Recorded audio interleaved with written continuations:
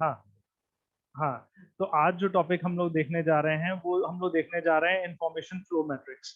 तो information flow matrix जो है आपका, ये भी एक मैट्रिक्स है जिसके बेसिस पे हम लोग पता करते हैं कि हमारे किसी प्रोजेक्ट का जो स्ट्रक्चर बनाया गया है, जो आर्किटेक्चर बनाया गया है, वो हमारा वेल ऑर्गेनाइज्ड है या नहीं है। तो इंफॉर्मेशन फ्लो मैट्रिक्स में आप लोग क्या देखते हैं, दो पैरामीटर्स होते हैं, एक होता है कोहेशन और एक होता है कपलिंग। तो कोहेशन और कपलिंग में आप लोग क्या होता है कि आप लोग जो नॉर्मली एक्सपेक्ट करते हैं कि कोई भी मॉड्यूल अगर आपने बनाया हुआ है तो उसमें कोहेशन आपका क्या होना चाहिए, हाई होना चाहिए, और कपलिंग हमारी क्या होनी चाहिए, लो होनी चाहिए। लेकिन अगर ये तो आइडियल कंडीशन है, but there is no parameter to check out whether the project or architecture is satisfying that criteria or not। तो इसके लिए हम लोग क्या करते हैं कि अगर आप लोग इन कोहेशन को कैसे देखते हैं, अगर आपके एक मॉड्यूल के अंदर जितने फंक्शन हैं वो सारे के सारे अगर एक कॉमन ऑब्जेक्टिव के लिए इंटेंड करते हैं या कॉमन ऑब्जेक्टिव होल्ड करते हैं, तो हम कहेंगे कि उसका लेवल ऑफ कोहेशन हाई है। लेकिन अगर इसी मॉड्यूल के अंदर अगर फंक्शन है, there is a variation between different functions objective, तो हम कहेंगे कि उसमें अंदर लेवल ऑफ कोहेशन हमारा कम है। बात समझ, जैसे कि मान लीजिए कि if there is example, there is a class of, मान लीजिए सपोज आईटी थर्ड ईयर, तो all the student in IT third year are intended to become a IT engineer. सबका एम है कि वो आईटी इंजीनियर बनना चाहते हैं।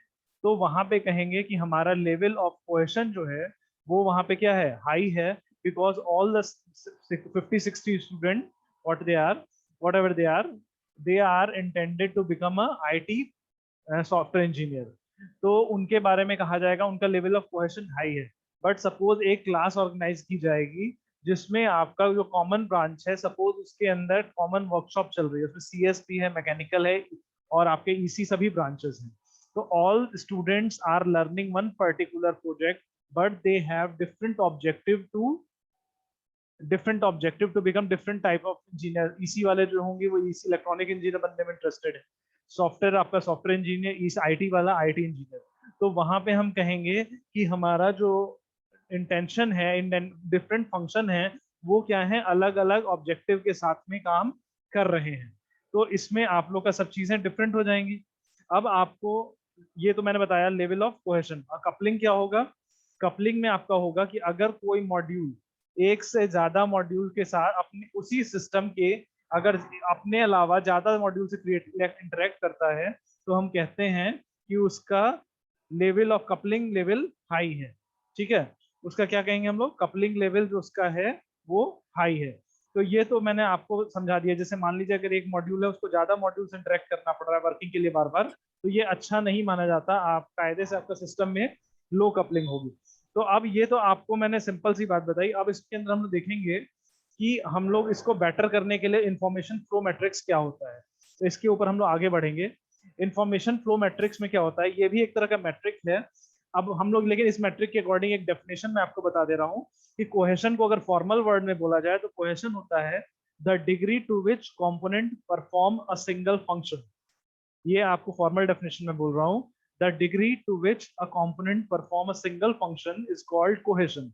और कपलिंग का होगा the term use to describe the degree of linkage between one component to the other in the same system, one component to the other component in the same system is तो क्या होगा, इस degree of linkage को हम लोग कहेंगे coupling. तो हम लोग इसको बनाने के लिए हम लोग क्या करते हैं, दो टर्म्स यूज करते हैं, एक होता है फैन इन और एक होता है हमारा फैन आउट। तो ये दो टर्म याद रखिएगा, फैन इन फैन आउट। तो फैन इन क्या होता है, fan is the information that flows into a procedure और मॉड्यूल। तो फैन इन को मैं इसको थोड़ा सिंपल वर्ड में बोलूंगा, fan in is the simple count of the number of the other component that one call और पास कंट्रोल टू, मान ली सपोज अ पर्टिकुलर कंपोनेंट। एक कंपोनेंट को जितने अदर कंपोनेंट्स कॉल करेंगे वो क्या कहलाएगा, फैन इन।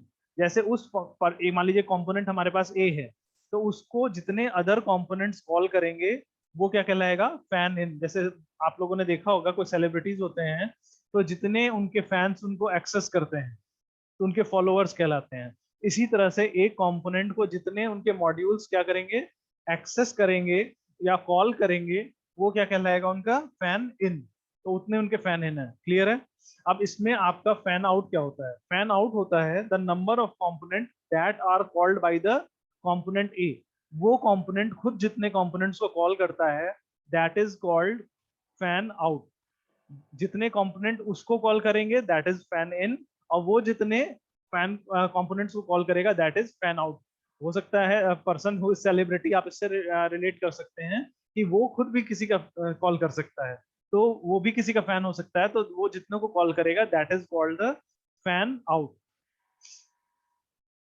अब आपका इसके लिए एक फॉर्मूला है। ये फॉर्मूला आपका दिया गया है, इस फॉर्मूले को देख लीजिए। यहाँ दिया हुआ है fan in and fan out को कैलकुलेट करने का फॉर्मूला। तो फैन इन और फैन आउट कैलकुलेट करने का फॉर्मूला है, ये दिख रहा है आपको। A fan in is equal to A plus B plus C plus D, और fan out is equal to E plus F plus G plus H. तो ये है क्या, इसको हम लोग देखेंगे। तो इसमें ए जो होता है, ए है आपका the number of components that call A. वो सारे कंपोनेंट जो ए को कॉल करते हैं, उन कितने, मान लीजिए 5 कंपोनेंट अगर उसको पर्टिकुलर कंपोनेंट को कॉल करते हैं, तो A would be equals to 5।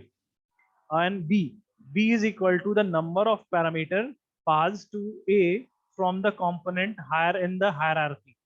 इसमें क्या होगा, ए से, जैसे अगर हम लोग कंपोनेंट्स की बात करें तो हमारे सॉफ्टवेयर का आर्किटेक्चर एक ट्री लाइक होता है।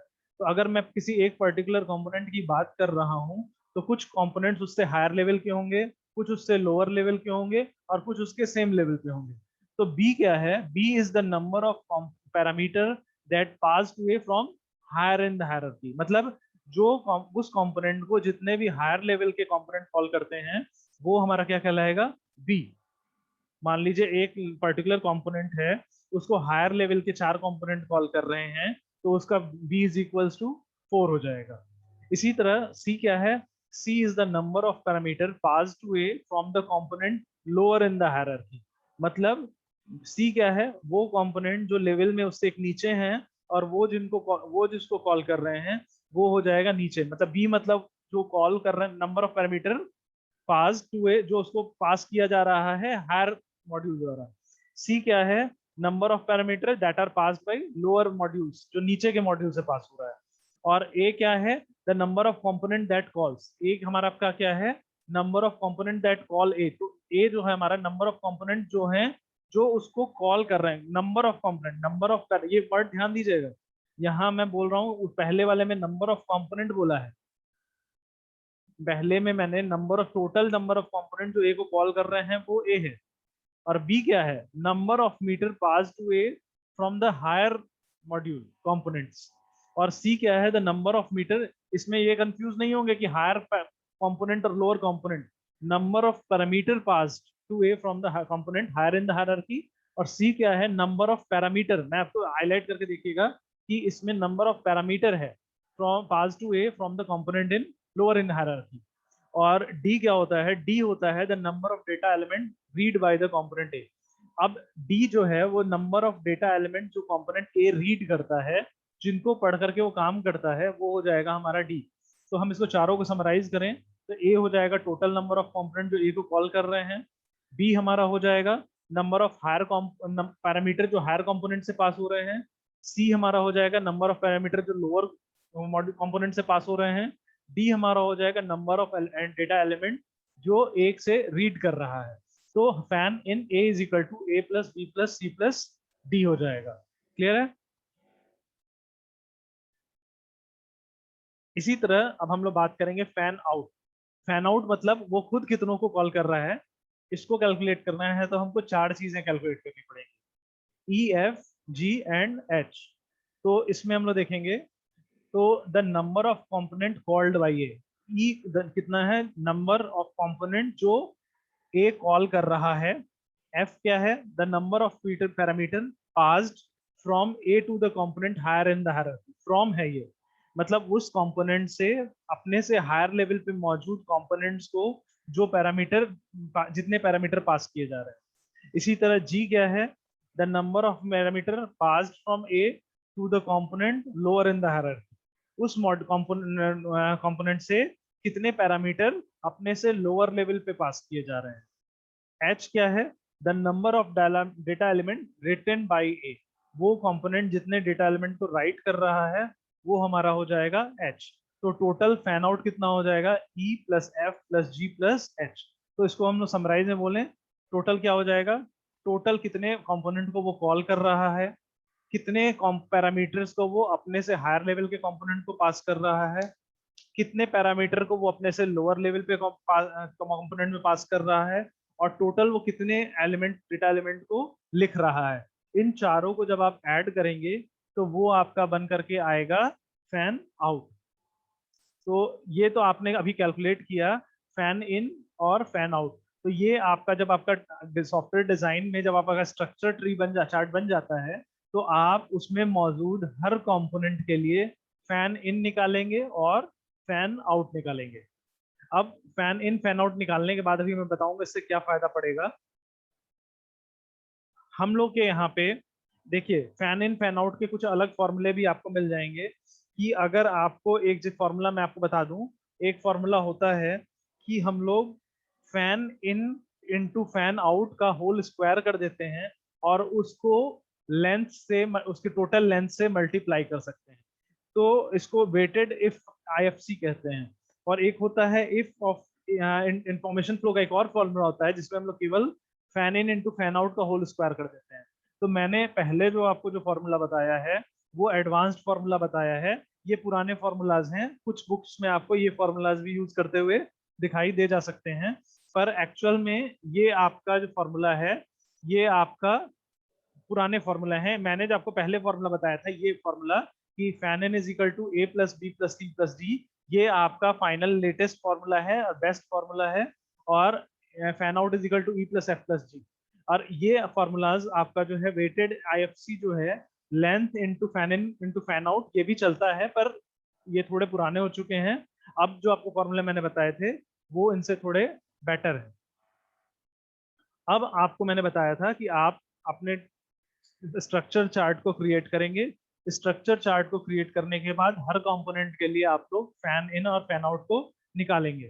तो फैन इन को कह सकते हैं हम लोग सिंपल वर्ड में बोलें तो fan in of a module is the number of other module calling to this module directly. ये भी बात है कि ये इनडायरेक्ट कॉलिंग को इसमें आप रेफरेंस में नहीं लेंगे, डायरेक्ट कॉलिंग को ही रेफरेंस लेंगे। तो ये वर्ड बहुत ध्यान रखिएगा, ये डायरेक्ट कॉलिंग के साथ में है। fan in is of module is the number of other module calling to this module directly, or fan out of a module is the number of other module immediately called by this module। या उन fan out क्या है, जिन module को वो module particular directly call कर रहा है। तो इसमें डायरेक्टली वर्ड ध्यान रखेंगे, ये नहीं कि इनडायरेक्ट में भी कॉल निकाल के आप निकाल रहे हैं। तो ये चीज आपको ध्यान रखनी होगी। तो फैन इन और फैन आउट आपका निकल गया। अब मान लीजिए किसी कंपोनेंट्स का कोई निकाल लेंगे, तो यहाँ पे हम लोग देख लेते हैं ए कंपोनेंट है। तो ए को आप लोग देखेंगे कि इसको 3 फंक्शन कॉल कर रहे हैं। ए कंपोनेंट यहाँ इस चार्ट में देखेंगे कि यहाँ पर इसको 3 कंपोनेंट्स कॉल कर रहे हैं। तो इसका फैन इन हो गया 3, और यहाँ पर इससे 2 फंक्शन को 2 मॉड्यूल को कॉल किया जा रहा है, तो इसका फैन आउट हो गया 2। तो अगर high fan in shows better design structure और higher fan in means that module has been used heavily। तो मतलब कोई मॉड्यूल ज्यादा यूज किया जाएगा सादा कंपोनेंट से तो उसका फैन इन हाई हो जाएगा। तो इसका मतलब उस मॉड्यूल की रीयूजेबिलिटी काफी हाई है, एंड इसकी वजह से आपका अगर एक कोड बार बार रीयूज किया जाएगा तो इससे आपका रिडंडेंसी ऑफ कोड, मतलब उस कोड को बार बार अलग अलग कंपोनेंट में लिखना नहीं पड़ेगा। तो फैन इन हाई होना इसका मतलब होता है कि आपने उस कंपोनेंट को बेटर डिजाइन किया है, बहुत सारे फंक्शन उस कॉमन कोड को शेयर कर रहे हैं और कोड को आपको बार बार हर कंपोनेंट के लिए अलग अलग नहीं लिखना पड़ रहा है, और ये आपका माना जाएगा कि आपका आर्किटेक्चर या डिजाइन अच्छा है। और फैन आउट क्या होता है, fan out indicates coupling between the modules. Fan out हमारा 2 मॉड्यूल के बीच की कपलिंग को डिपेंड करता है। High fan out means highly coupled module. तो high fan out indicates module depends highly on other module and this show poor design architecture. तो अब आप सोचेंगे सारे फंक्शन एक को कॉल करें, वो तो फैन इन तो अच्छा होता है, पर अगर एक मॉड्यूल ज्यादा कंपोनेंट्स को कॉल कर रहा है उस विद इन द सिस्टम, अगर एक सिस्टम के अंदर 10 कंपोनेंट हैं और अगर ऐसा हो रहा है कि एक मॉड्यूल अब 5-10 ज्यादा मॉड्यूल को कॉल कर रहा है, तो ये चीज एक अच्छा डिजाइन नहीं मानी जाएगी। मतलब एक मॉड्यूल को ज्यादा कॉल करें तो ये better design, it is reusability हो रही है कोड की। लेकिन अगर एक कंपोनेंट एक से ज्यादा मॉड्यूल को बार रेफर कर रहा है, तो मतलब आपने अपने डिजाइन को ठीक नहीं बनाया, उसको बहुत ज्यादा रेफरेंस लेने पड़ रहे हैं। तो हाई कपलिंग को अच्छा नहीं माना जाता है, हाई कोहेशन को अच्छा माना जाता है, हाई कपलिंग को अच्छा नहीं माना जाता है। तो high fan out also increases maintainability cost. तो हाई फैन आउट, अगर आप ज्यादा मॉड्यूल से कनेक्ट हो रहे हैं, तो कोई भी मॉड्यूल अगर आपने अपडेट किया, तो आपको करस्पॉन्डिंग मॉड्यूल जो उससे लिंक सारे लिंक्ड हैं, तो उसमें भी आपको ज्यादा लिंकेज होगी, तो उसमें तुरंत चेंज करना पड़ेगा। एक भी मॉड्यूल में अपडेट होगा तो आपको उस मॉड्यूल में चेंजेस करने पड़ेंगे, तो ये आपका मेंटेनेंस कॉस्ट बढ़ जाती है, हमेशा फ्रीक्वेंट मेंटेनेंस करना पड़ेगा। तो ये अच्छा डिजाइन नहीं माना जाएगा। ओके, तो अब step by step guide to deriving these most simple form of matrix हम लोग देख लेंगे क्या होता है। अब इसमें देखिए हम लोग इसका कैसे यूज करेंगे, इसको अपने बेटर डिजाइन करने के लिए हम लोग इसके ऊपर डिस्कस करेंगे। अगर मान लीजिए आपको, आप लोग एक काम करते हैं कि आप लोग हर लेवल के ऊपर हर कंपोनेंट का आपने फैन इन निकाल दिया, हर कंपोनेंट का आपने फैन आउट निकाल दिया। इसके बाद आप हर लेवल पे जितने कंपोनेंट मौजूद हैं उन सबका जितना भी फैन इन है सबको कैलकुलेट कर लिया, और जितने भी उस पे आपके क्या है फैन आउट है उसको कैलकुलेट कर दिया। तो इसको कह सकते हैं आईएफ का इंफॉर्मेशन, आईएफ जो आपका है, तो इसमें इंफॉर्मेशन फ्लो मैट्रिक्स। तो उसका सम, लेवल सम क्या होगा, उस लेवल पे मौजूद सभी कंपोनेंट जो हैं उनका फैन इन और फैन आउट का जो सम होगा वो लेवल सम कहलाएगा। और इसी तरह सारे लेवल के जब आप फैन इन फैन आउट का सम निकालेंगे, तो वो क्या हो जाएगा, system sum of information flow matrix. फिर से एक बार बोल दे रहा हूँ, आपने स्ट्रक्चर चार्ट बनाया, तो एक लेवल पे जितने भी कंपोनेंट मौजूद हैं उन सारे कंपोनेंट के इंडिविजुअल फैन इन और फैन आउट को आप एक बार जोड़ देंगे, तो उस लेवल का क्या होगा, फैन आपका फैन इन हो जाएगा। उस लेवल, उसको कहते हैं हम लोग लेवल सम, उसको सिंपल लेवल सम बोलेंगे। और जब आप इसी तरह सारे लेवल के सम को जोड़ देंगे, तो वो आपका क्या हो जाएगा, सिस्टम सम हो जाएगा, वो आपका हो जाएगा सिस्टम सम। अब इसमें एक चीज और ध्यान होगी कि रूट लेवल पे जो फंक्शन होगा उसको तो कोई फंक्शन मान लीजिए वही कॉल कर रहा है किसी को, उसको कोई कॉल नहीं कर रहा है। तो आपको ऐसा लग सकता है कि जो हाईएस्ट लेवल पे होगा उसका जो कंपोनेंट होगा उसके अंदर तो कोई कॉल कर नहीं रहा है, तो उसका फैन इन होगा 0। बट एक्चुअली ऐसा नहीं होगा। रूट लेवल पे जो फैन फंक्शन कंपोनेंट मौजूद है उसका फैन इन हम लोग 1 मानेंगे, उसको 0 नहीं मानेंगे, उसको हम लोग फैन इन माना जाएगा। कि आपका अगर अगर आपका कोई फंक्शन रूट कंपोनेंट जो होगा उसका फैन इन हमारा क्या माना जाएगा, 1 माना जाएगा, 0 नहीं माना जाएगा। तो अगर आप अ, जो मान लीजिए अगर कोई फंक्शन किसी दूसरे को कॉल नहीं करता है, तो भी उसका फैन आउट वैल्यू क्या हो जाएगी, वैल्यू भी आपकी 1 होगी। अगर कोई कंपोनेंट किसी दूसरे कंपोनेंट को कॉल नहीं कर रहा है, तो उसका फैन आउट 0 नहीं बोलेंगे, उसका फैन आउट हमारा क्या होगा, उसका फैन आउट 1 होगा। अगर किसी फंक्शन वो को कोई कॉल नहीं कर रहा है, तो भी वो उसका फैन इन 0 नहीं होगा।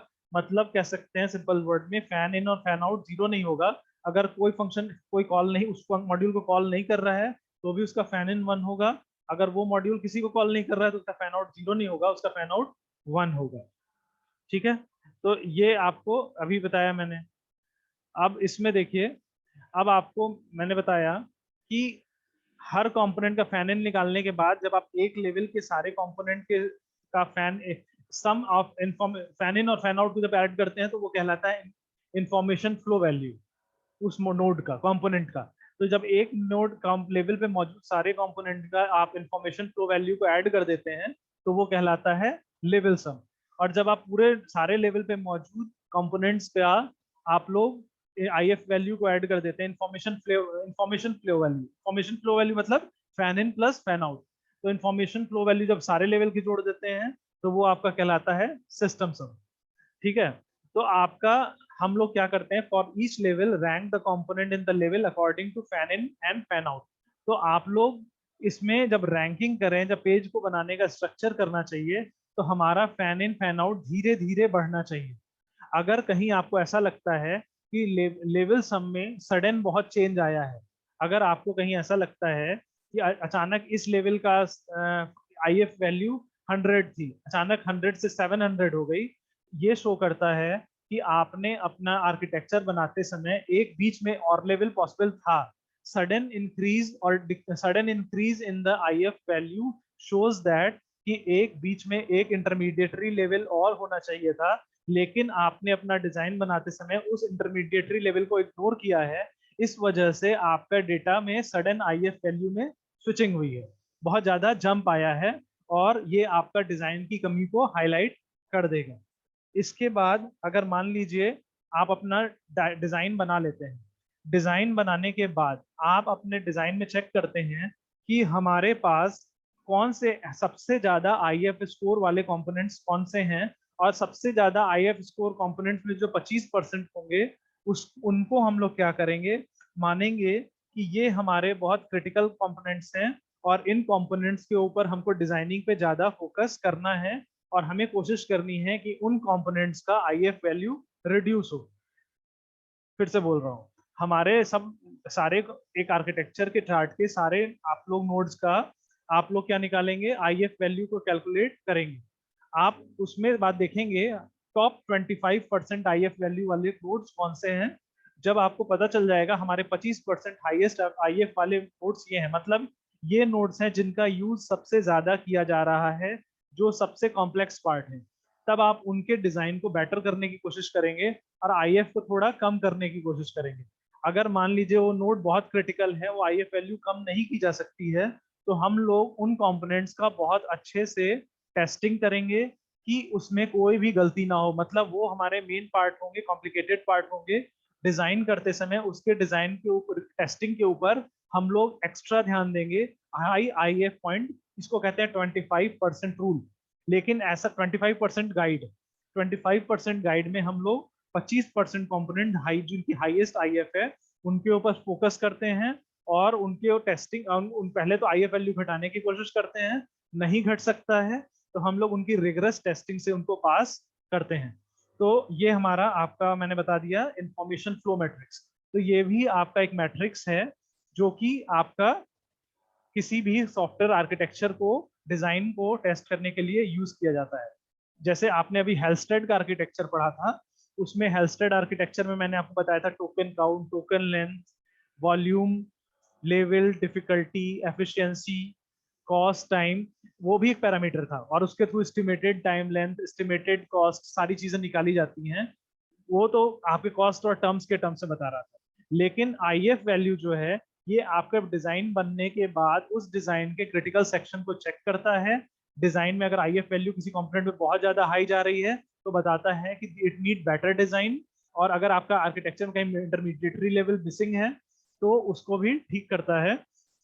तो इसके अंदर हम लोग कोहेशन कपलिंग का एक आइडियल स्टैंडर्ड मेंटेन करते हैं कि जो आर्किटेक्चर बने वो हाईली कोहेसिव हो, और उसके अंदर में लीस्ट कपलिंग हो।